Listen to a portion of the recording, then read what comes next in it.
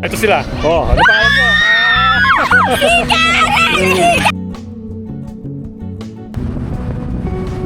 Ito, pwede na tayo mag-drone dito.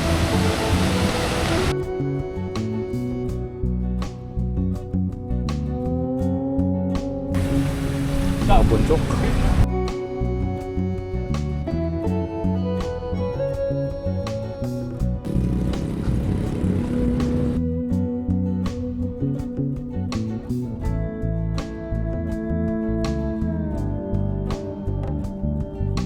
Touchdown tayo dito sa may Calabasa River.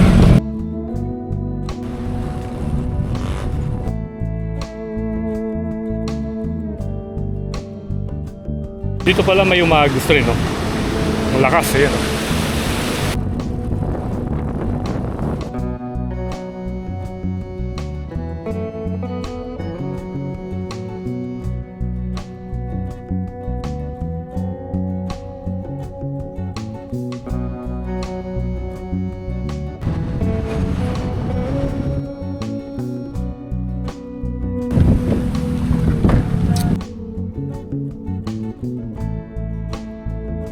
Gaya ang itawag ko sa'yo.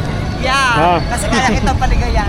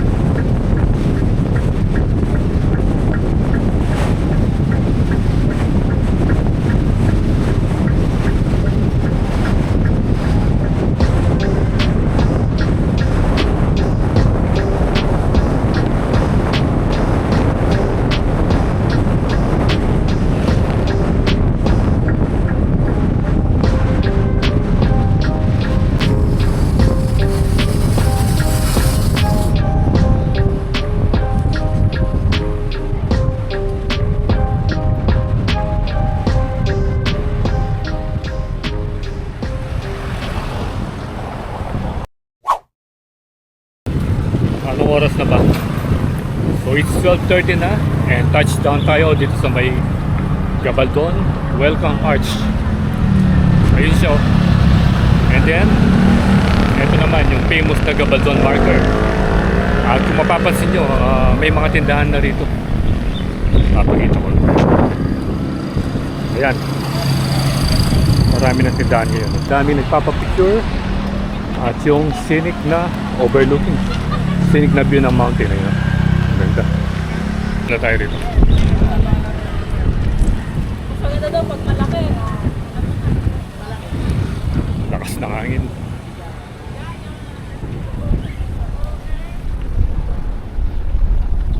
Bali yun din yung tubig na dumadali doon sa may Bato Ferry Bridge.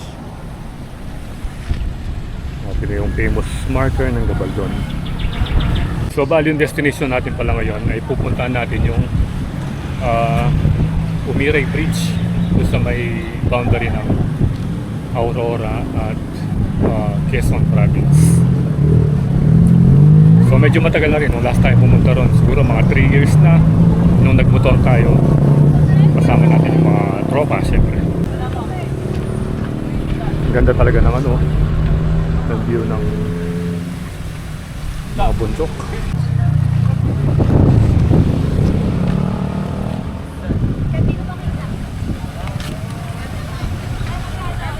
So kahit na mainit, marami pa rin nagpapapicture dito dahil very iconic. Especially kung pupunta ka ng Gabaldon or ng Aurora sa Tinggalan, hindi pwedeng hindi ka mag-picture dito. So doon na lang tayo magpalipad ng drone doon sa may Dupinga River.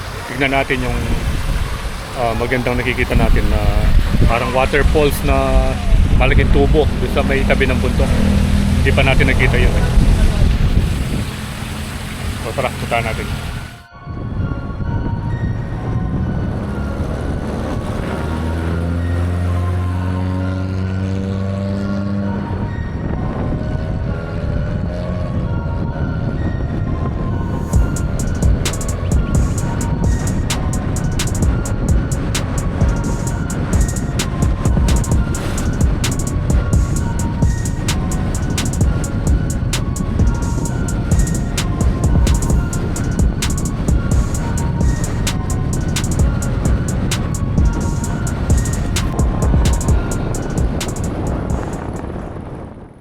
Touchdown tayo dito sa may Calabasa River at nadaanan natin papapunta tayo sa may Dupinga River at ayan meron na silang ano rito signboard cottages 500 environmental fee 10 pesos at kung mapapasin nyo ang dami ng cottage dito yun ganda naman ng bundok wow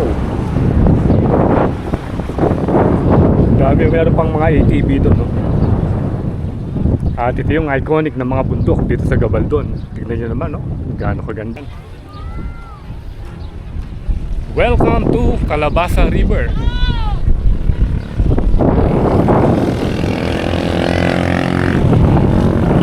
So ito yung river na madadaanan nyo bago kayo makarating ng Dupinga. Mauuna yung Bato Ferry Bridge. And then dito sa Calabasa River and after that sa may Dupinga River na open 5 AM close 7 PM overnight is not allowed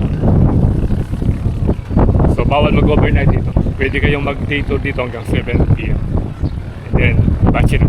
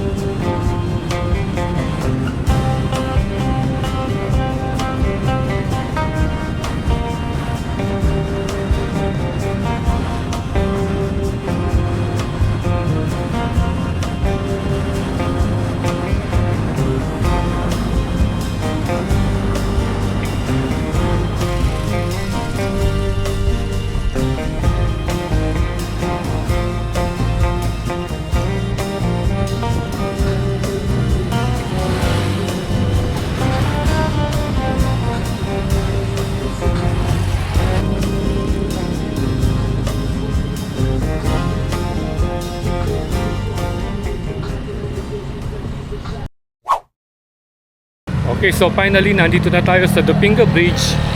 At sa ilalim nito, syempre, yung famous Dupinga River. Ang daming tao! Yun, no? Banda pa yata dun yung may tubo na umagos yung malakas na tubig.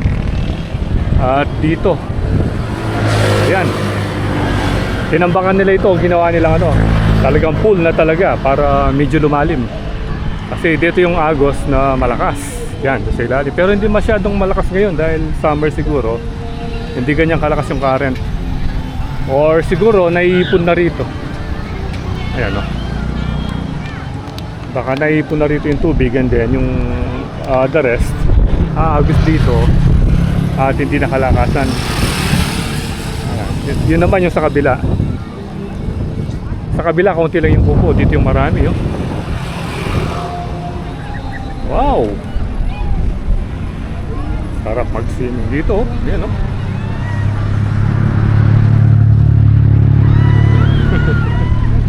yun, nag-high sila. Ganda talaga dito sa Dupinga River.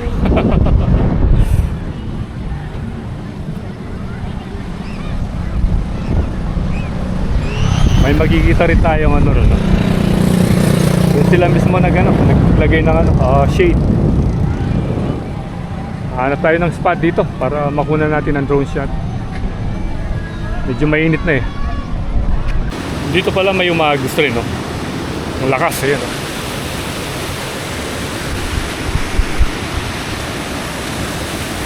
Ngayon lang tayo papasok rito. Parang malaking kanal o control yata ito.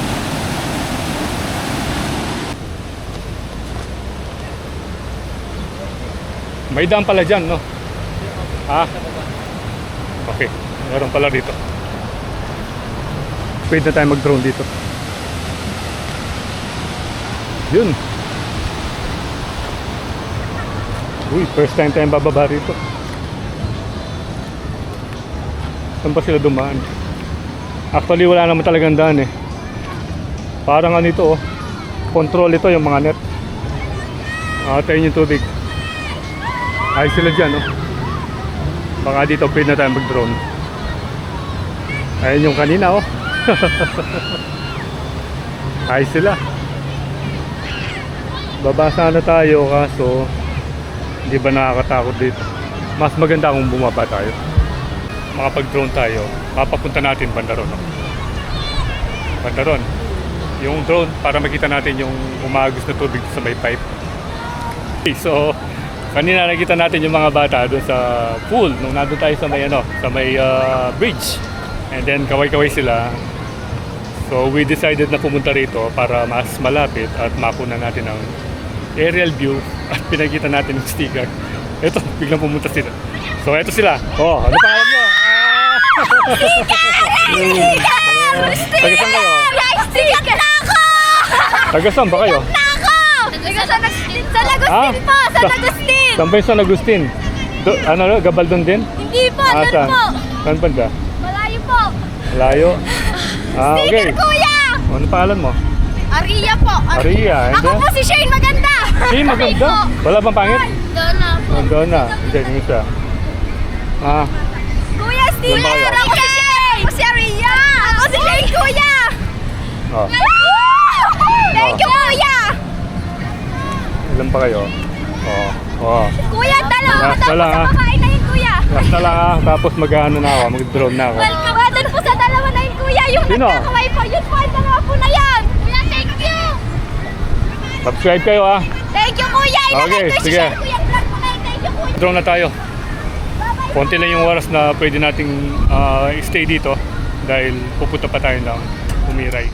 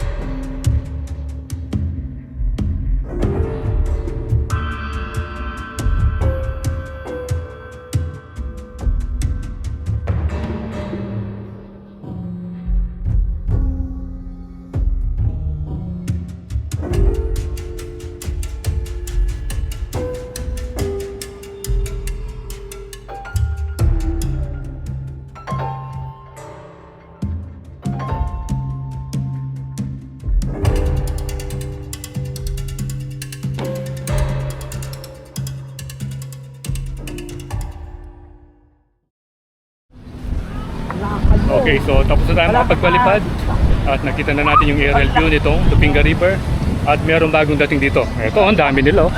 Taga Ligaya raw. Malapit lang, di ba? Ligaya. Yes, please, hi. paborito. Karen Montesi. Ay kayo, yung dalawang yun, no? Nakatalikod. Sam. Hello.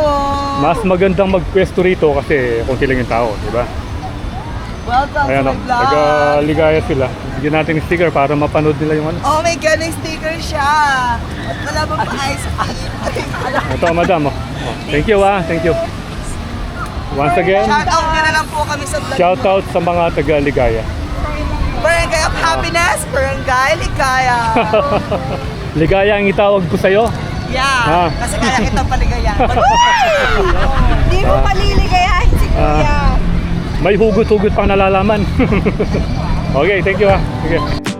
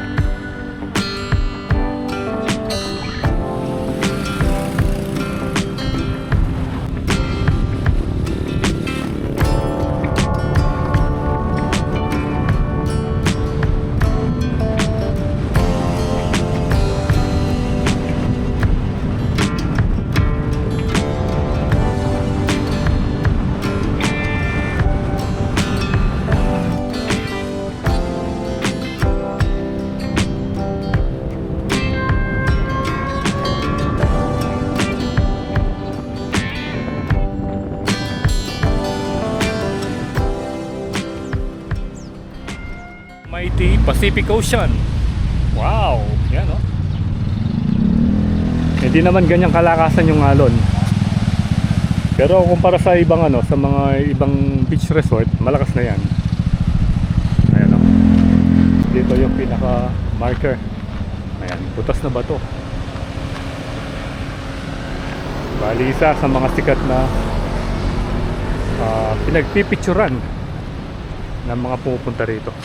Butas na bato marker. Yun, nagpalipad si Kuyang. Magpapalipad din tayo rito. Ayan, nagpalipad na siya.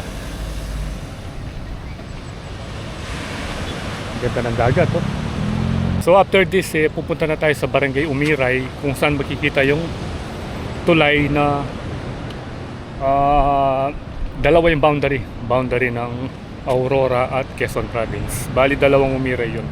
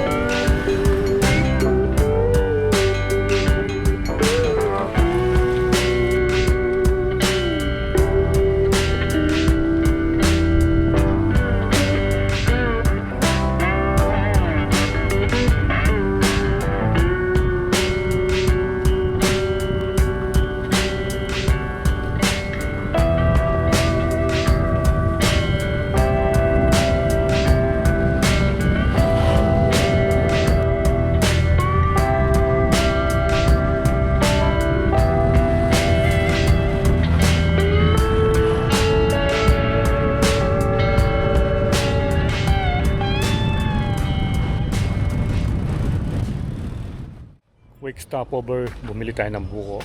At Doggy Doggy. Ayun o, si Doggy Doggy. Anong pangalan ng isa? Anong pangalan nito? Kiray po. Ha? Kiray. Kiray, ito. Riley po. Riley. Si Riley, tsaka si Kiray. Kiray po, tas si Kylie. Ah, Kylie, Kiray, at tsaka si Kylie. Parang babae. Ah, ayun o. Ang cute nila o. Bili muna tayong buko rito. Dali, nasa ano na tayo? Nasa Barangay Ibona. Dito sa May Tinggalan. So I think isang barangay na lang. Last na yata ito, and then nararating na natin yung Barangay Umiray. So yun yung last destination natin sa ating road trip ngayong Saturday, May 2, 2026. Ayan. Dito sa magandang bayan ng Tinggalan. Cutie.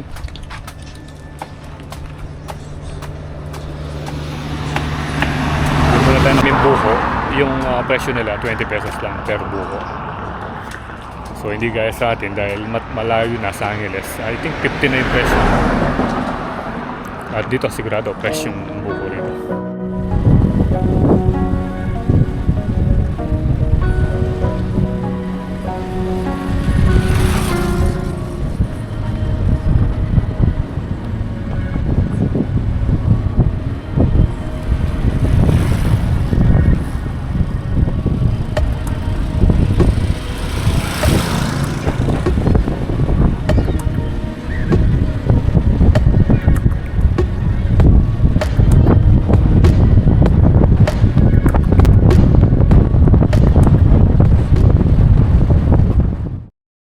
River, oh, napakalinis. Ayan, oh, yan yung itsura niya. Malinaw naman, oh, tsaka medyo malalim din. Napaka-fresh, eh. Napaka-fresh ng tubig. Yung last time tayo pumunta rito, hindi pa gawa yung bridge na yan. Nagre-river crossing pa tayo nun. 3 years ago. Pero ngayon naging tourist spot na. Ayan, no? Ganda dito. Ayan, no? So pwede yung daanan nito kung halimbawa pupunta kayo ng Ibona or sa Barangay Umiray. Dito parang budget meal lang dito. Wala lang tayong makausap kung magkano ba yung entrance or yung mga cottages. Sigurado may bayad yung cottages dito pero parang libre lang yung entrance. Meron pang ano rito, meron pang balsa.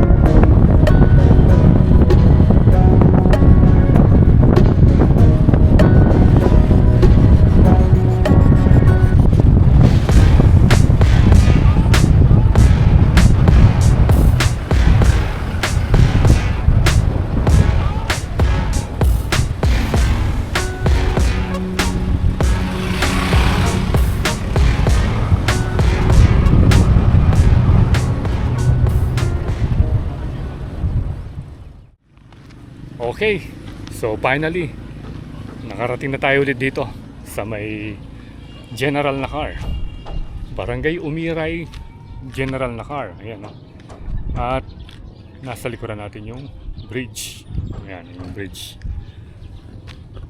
So last time tayo pumunta rito maybe 3 years ago.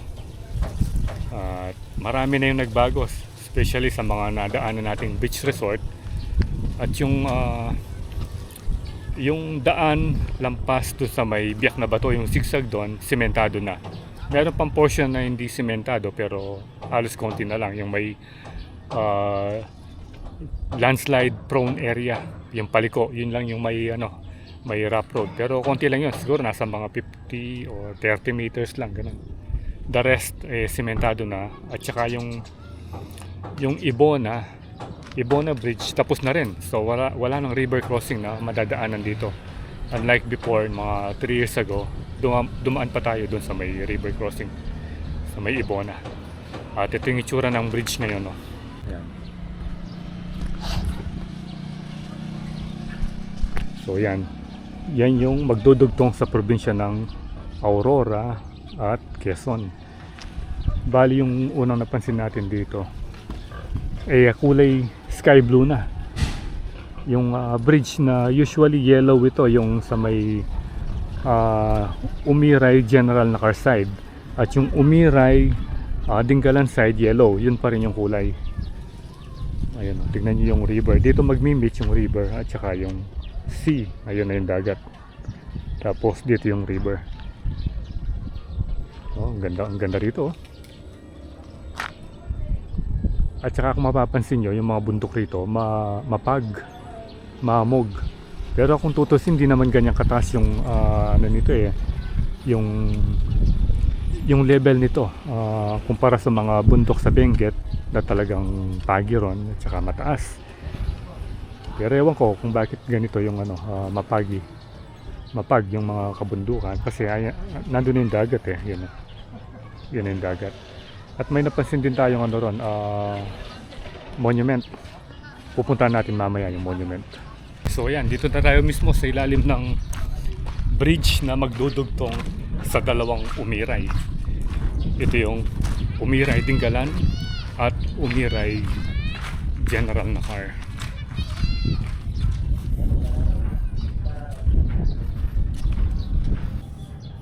Ganda ng paligid, oh.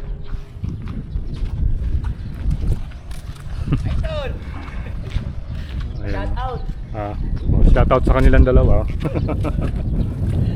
Ayun. May dala pang ito. Ito.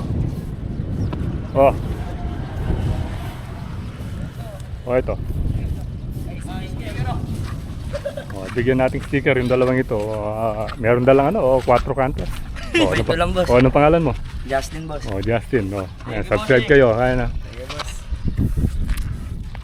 Puntaan na natin itong pinaka-monument dito. Ito yung bagong nakita natin. Last time tayong galing dito, wala pang ganito. Ito. Doon din naka-junk na bangka. Ayan. Dito na tayo dumaan. Yun. Ito na yung monument.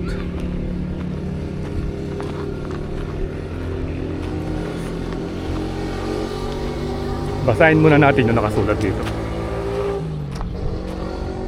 First amphibious landing of the Philippine Marine Corps. Ito. So, medyo mahaba yung nakasulat.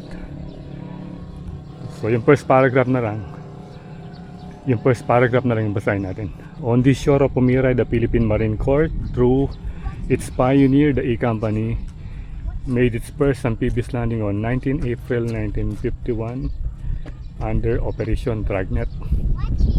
This historic landing was carried out with available Philippine Navy landing craft and indigenous boats. Advancing inland through jungle and difficult terrain, the Marines proved their discipline, endurance, and resolve. From this beginning emerged the nation's hard-hitting seaborne strike force, as envisioned by the Secretary of National Defense, Ramon Magsaysay. Ito yung sa likod niya. First amphibious landing of the Philippine Marine Corps, 19 April 1951. Ganda niya, oh. Tara, panik tayo sa taas. Tingnan natin. Ito. Welcome aboard. Oops, yun. Ito yung mga soldier. Parang yung sa yung sa Leyte yata yun. Yung kay General MacArthur. Tapos meron tubig rito na nagre-resemble na pumunta sila sa Parang galing doon sa dagat. At ito yung sa likod, oh. Hello. Ayan. So isang isang importanteng monument na sumasalamin sa katapangan ng ating mga bayaning sundalo. Ayan. So baka dito na tayo mag-drone. Ayan.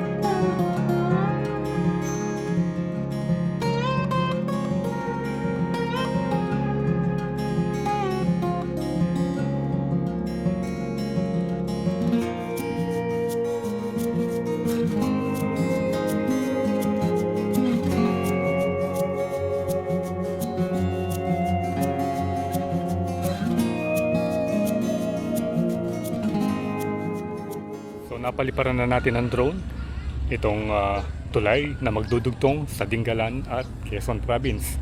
Parehong nito, parehong merong barangay Umiray. Ayan, at ito yung pinakabago rito. Ito yung landmark, first amphibious landing. Ayan. So ito, pwede nyo pasyalan nito pag nakagawi kayo ng Dingalan. At ito yung pinaka-boundary na ng General Nakar. So actually, nandito na tayo sa General Nakar. So hanggang dito na muna yung update natin dito. And salamat sa panonood. Ride safe always, Kabalen. See you when I see you. And Royal Landas is signing out.